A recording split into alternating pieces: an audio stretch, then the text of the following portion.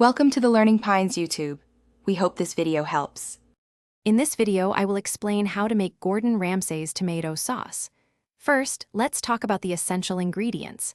You'll want to start with about 2 pounds of ripe, flavorful tomatoes, ideally San Marzano for that authentic taste.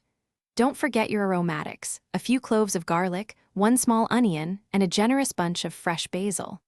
High-quality extra virgin olive oil, salt, and freshly ground black pepper are also crucial for building depth. Now, let's get cooking.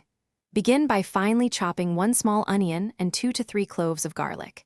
Heat about 2 tablespoons of good quality olive oil in a large, heavy-bottomed pan over medium heat.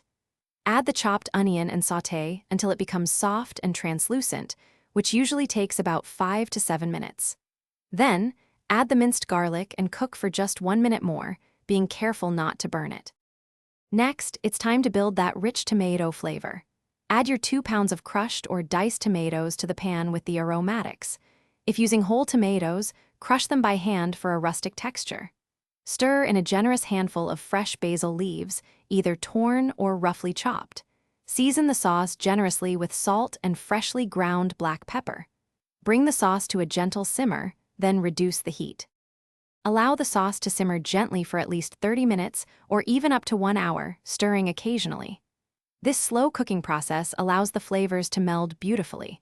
Before serving, taste and adjust the seasoning as needed and remove any large basil stems. This versatile sauce is perfect for pasta, pizza, or as a base for other dishes.